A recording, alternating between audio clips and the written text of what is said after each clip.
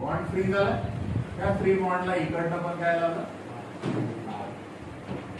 कुठला function group मिळाला तो इस्टर.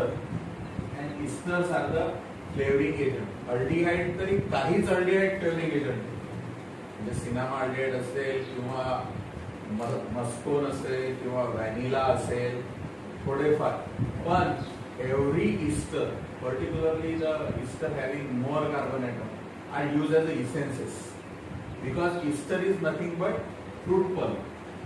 फळांचा गर, प्रत्येक फळाचा गर इस्टर असतो.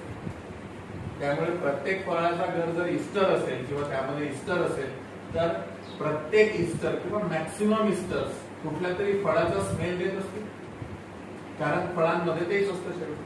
त्यामुळे तो इस्टर आपण जर कशामध्ये ऍड केला तर will get a particular flavour. For example isopentyl isovalerate is a mango flavour. The flavour आहे मँगो फ्लेवर. म्हणजे आयसोपेंटिल आयसोव्हॅलेरेट तुम्ही पाहिलेला आहे. रसना माहिती आहे तुम्हाला? रसनाचं पॅक, कारण टँग नाही बोलत आहे मी, रसनाबद्दल बोलतो. त्यामध्ये 2 पाऊच येतात. एक लिक्विडची पाऊच येते छोटी, आणि त्या लिक्विडच्या पाऊच मध्ये इस्टर असतं, आयसोपेंटिल आयसोव्हॅलेरेट. ते लिक्विड पाऊच जेव्हा आपण त्या लिंबू जे सरबत आपल्याला बनवायचं आहे त्यात ऍड करतो तेव्हा आपल्याला कुठला फ्लेवर मिळतो, मँगो फ्लेवर. आणि दुसरी जी सॅचेट येते ती कशाची असते, सायट्रिक ऍसिड आणि ऍस्कॉर्बिक ऍसिड. त्यामुळे आपल्याला आंबटपणा मिळतो त्याला, किंवा कलर मिळतो, कलरिंग एजंट असेल. जे इस्टर्स आर फ्लेवरिंग एजंट्स. हे फ्लेवरिंग एजंट्स असणारे इस्टर तयार कसे झाले तर लक्षात कसा ठेवायचा, तर ऍसिडचा एच रिप्लेस केलेला आहे कशाने, alkyl group. Example is CH3 bond C double bond O bond OCH, CH3 bond CH2 bond C double bond O bond OCH, CH3 bond C double bond O bond O bond O, CH2 CH2, and the ring will contain CH C double bond O bond OCH. These are the examples of these. हा बघा, इथनं जर हा CH3 नसता आणि H असता तर कुठला ऍसिड होता, acetic acid. This is known as methyl acetate. Methyl acetate, methyl propionate, कारण हा प्रोपिओनिक ऍसिड होता. Methyl propionate. Ethyl acetate, ethyl acetate हा पण परत ऍसिटिक ऍसिड होता. आणि मिथिल बेन्झोएट हा बेन्झोइक ऍसिड, आता तो काढला होता methyl benzoate. Example is CH3 C double bond O bond OCH3 methyl acetate. The next functional group in the same category is anhydride. या फंक्शनल ग्रुपचं नाव काय, 2 काढले सेम. काय, कुठला फंक्शनल ग्रुप, कार्बोक्सिलिक ऍसिड. कुठला आहे, कार्बोक्सिलिक ऍसिड. या कार्बोक्सिलिक ऍसिडला घेऊन मी हीट केलं, त्याच्यात वॉटर निघून गेलं. काय नाव आलं बरं सांगा, लिहितोय. R bond C double bond O, खाली पण काय राहिलं, R बॉन्ड C आणि कुठला फंक्शनल ग्रुप तयार झाला, अन म्हणजे नसणे, हायड्रा म्हणजे वॉटर. ज्या ऍसिड मधनं काय काढून टाकलं, वॉटर काढून टाकलं, तो ऍसिड अनहायड्राइड. तो ऍसिड काय झाला, anhydride. This functional group is known as acid anhydride. Example CH3 C double bond O, CH3 C double bond O bond O, acetic anhydride, कारण तो ऍसिडिक ऍसिड पासून तयार झाला, ऍसिटिक अनहायड्राइड.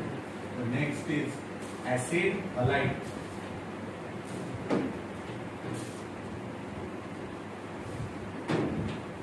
जनरली आपण acid chloride group consider करतो. हा परत aldehyde सारखाच आहे. RC double bond O, X च्या ऐवजी काय आहे, फक्त X, किंवा X च्या ऐवजी असू शकतं Cl Br R. X म्हणजे जनरल आहे for halogen, for any halogen. X may be chloride, bromide, iodide, fluoride कोणीही असू शकतो. जर तो क्लोराईड असेल तर त्याला काय म्हणा, ऍसिड क्लोराईड.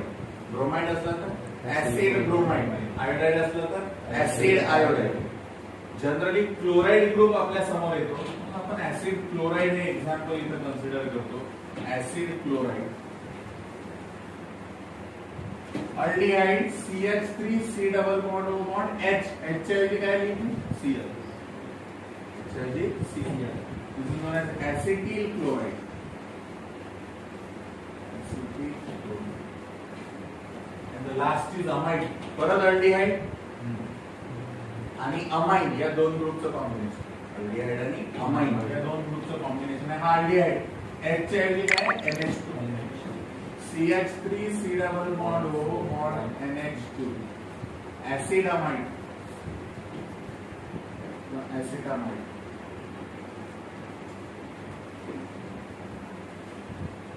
हा रिंगला पण असू शकतो. दोनही ग्रुप रिंगला सुद्धा असू शकतात. Ring containing C double bond O bond Cl and ring containing C double bond O bond NH2. वरच्याचं नाव हा ऍसिटिल क्लोराईड, तो बेन्झिल क्लोराईड. बेन्झिल क्लोराईड. आणि तो वरचा खालचा बेन्झामाइड. बेन्झामाइड. बेन्झामाइड किंवा त्यालाच एनिलाइड, बेन्झाएनिलाइड सुद्धा म्हणतात. These are the 10 functional group. 11वा कुठला आहे लिहिलं? Acid, alkyl halide. S may be chlorine, bromine, iodine or fluorine. Argon X. This functional group is known as halide. The functional group is halide. The compound is known as haloalkane. The example is CH3 bond Cl. CH3 bond Br, CH3 bond I and CH3 bond F. त्यासाठी मी एवढे example लिहिले की halogen change करत गेले. Generally these are known as X. त्यांना काय म्हटलं जातं? X. पहिल्याचं नाव आहे मिथिल क्लोराईड, दुसरा मिथिल ब्रोमाइड, तिसरा मिथिल आयोडाइड आणि चौथा methyl fluoride. So X may be chloride, chloride, bromide, iodide काही असू शकतो. For example is methyl chloride आणि मिथिल ब्रोमाइड. आणि याचं एक्झाम्पल तुम्हाला सांगायचं असेल तर CH, Cl, CH, Br, CH, I3. 3 example म्हणजे एक्झाम्पल लिहू नका. CH-Cl3 हा कंपाऊंड असा आहे. C कार्बनची व्हॅलेन्सी किती आहे? 4. H Cl Cl Cl H C Br Br Br आणि H C I I I. हे ट्राय हॅलोजन डेरिव्हेटिव्ह. एक नाही आहे इथे हॅलोजन, किती आहे? 3. म्हणून यांना म्हटलं जातं tri halogen derivative of alkane. Tri halogen derivative. हा ट्राय क्लोरोमिथेन काय नाव याचं? मग हा ट्राय आयोडोमिथेन, हा tri bromomethane. This is popularly known as chloroform. This is known as iodoform. This is known as bromoform. Generally, they are written as CHX3. CHX3. It may be chlorine, bromine, or iodine. आता हे example यासाठी की halide group आपल्या लक्षात राहतो. तुम्हाला हे दोन्ही चांगल्या प्रकारे माहिती. क्लोरोफॉर्म आणि आयोडोफॉर्म. कुठं ऐकलं क्लोरोफॉर्म?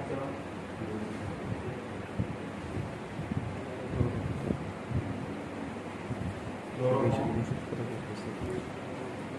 तेच प्रत्येकालाच माहिती आहे. Chloroform is a anaesthetic agent recently म्हणजे यूज प्रिव्हियसली, आता या 20 वर्षात त्याचा यूज बंद झाला, पण त्याच्या आधी तो एक अनास्थेटिक एजंट म्हणून यूज केला जायचा फॉर ऑपरेशन्स, अनास्थेशिया देण्यासाठी लोकांना. त्यानंतर आपण बऱ्याच चित्रपटांमध्ये पाहतो की कोणालाही बेशुद्ध करायचं असेल तर क्लोरोफॉर्मची बॉटल रुमालवर थोडासा क्लोरोफॉर्म टाकून त्यासाठी त्याचा यूज केला जातो. का असं? Chloroform is highly reactive and when it is exposing air, जेव्हा तो एअर मध्ये एक्सपोज होतो ऑक्सिजन सोबत, तो it will form COCl, which is known as phosgen. Phosgen नावाचा पॉइझनस गॅस तयार करतो. And this phosgen gas produce anesthesia. काय प्रोड्यूस करतो?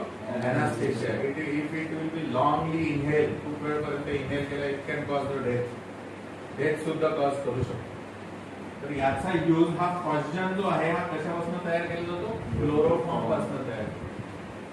क्लोरोफॉर्म प्रिव्हियसली तुम्ही बघा जुन्या चित्रपटांमध्ये ऑपरेशन थिएटर मधून डॉक्टर बाहेर आला, एक वाक्य बोलायचं जे पेटेंटेड टॅगलाईन होती. कुठली? जे आम्ही आमचं काम केलेलं आहे, आता सर्व काही देवाच्या हाती, बरोबर? प्रार्थना करा. का म्हणायचं असं?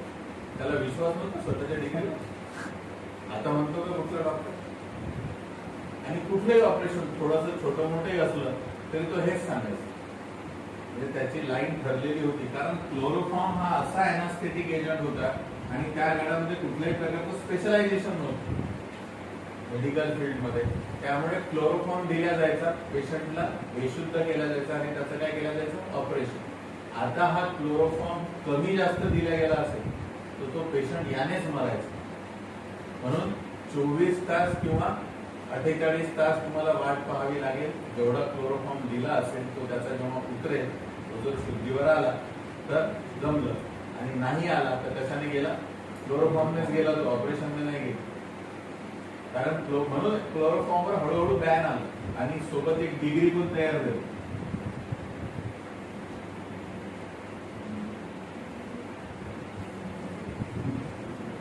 MD अनास्थेशिया.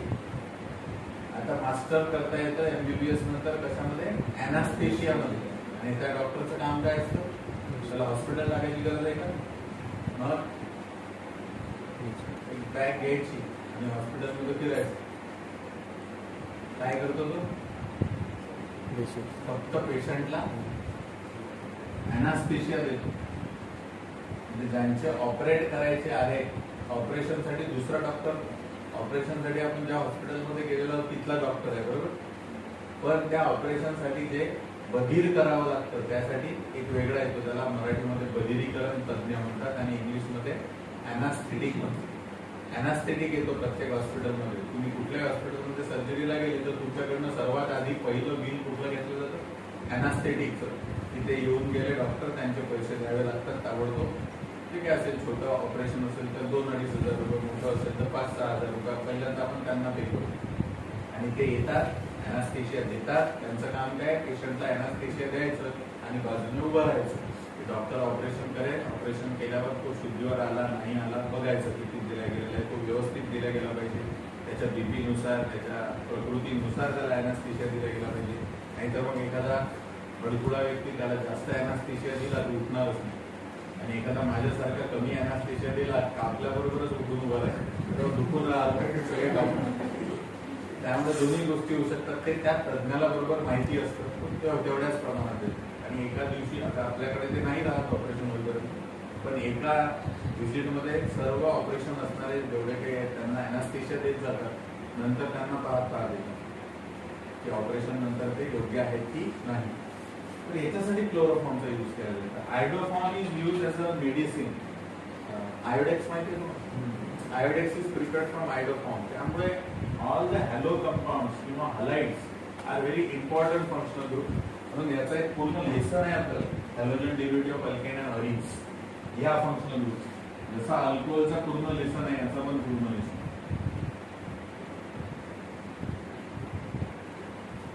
त्यानंतर नेक्स्ट फंक्शनल ग्रुप. आता इथं आपण जे थांबलो होतो ना आधीचे, हा 12 नंबर, सॉरी 11 नंबर आहे. हा किती नंबर होता?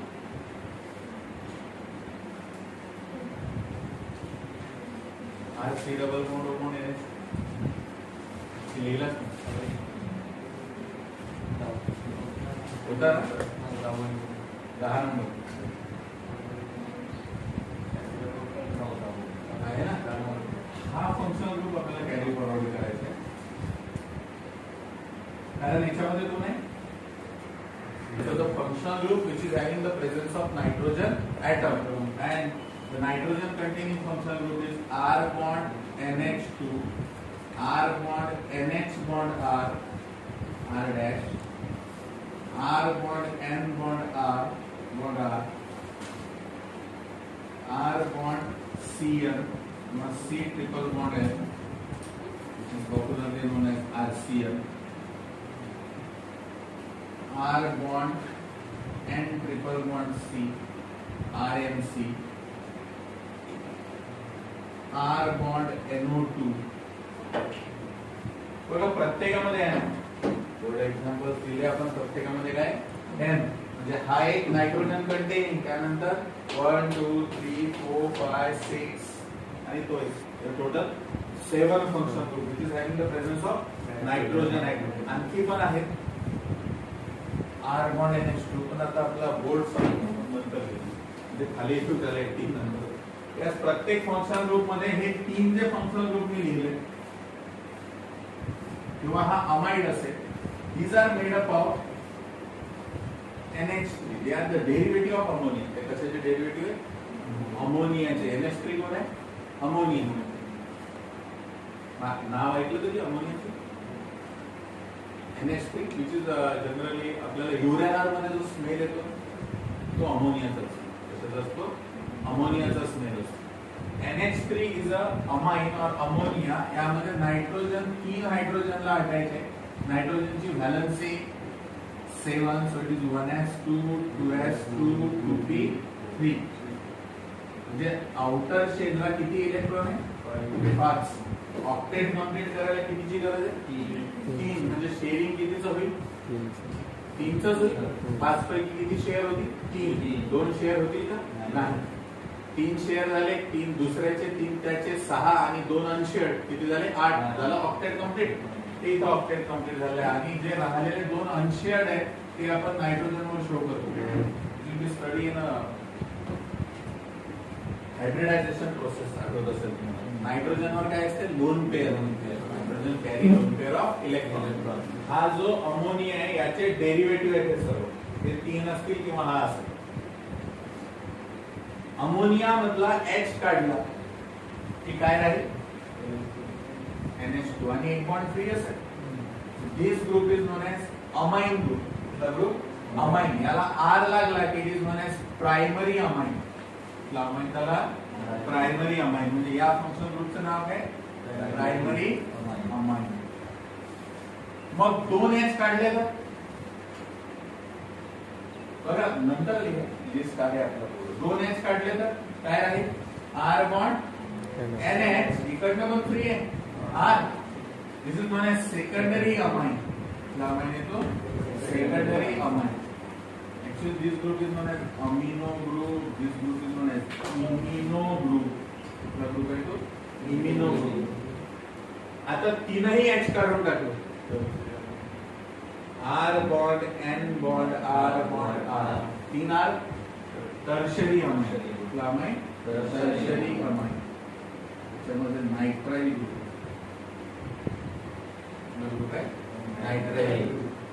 Amino imino nitrile. Primary amine, secondary amine, tertiary amine. Primary amine, secondary amine, tertiary amine. All this thing एकच आहे, फक्त एक्सटेंड करून लिहिले आपण. This is primary amine, this is secondary amine आणि दिस इज टर्शरी अमाइन. आता या ग्रुप मध्ये आणि या 3 ग्रुप मध्ये काय सिमिलरिटी? हा प्रायमरी अमाइनच आहे की नाही? NH2 is the primary amine, NH is the secondary amine and N is the tertiary amine.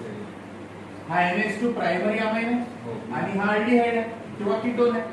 या अल्डिहाइड मध्ये H काढून काय लावला? प्रायमरी अमाइनचा NH2 लावला. तयार झाला अमाइड ग्रुप. तयार झाला amide group. Primary amine, secondary amine, tertiary अमाइनचे एक्झाम्पल बघा. CH3 bond NH2, CH3 bond NH bond CH3 and the last is CH3 bond N bond CH3 bond CH3. This is known as methylamine. Methylamine. This is known as dimethylamine. And this is known as trimethylamine. Methylamine, dimethylamine and trimethylamine. These are common names. IUPAC जेव्हा system आपण study करू तेव्हा लक्षात येईल. समजतं तीनही function. त्यानंतरचे दोन बघा.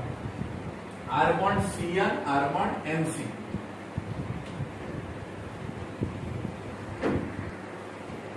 Cyanide and isocyanide. ऐकलं का सायनाइडचं नाव? कुठं ऐकलं? खूप साऱ्या स्टोरी आहेत सायनाइड बद्दल. कुठं ऐकलं नाव सायनाइड? हा माहिती आहे? असं कधी केसीएन नाही माहिती. हे माहिती आहे का?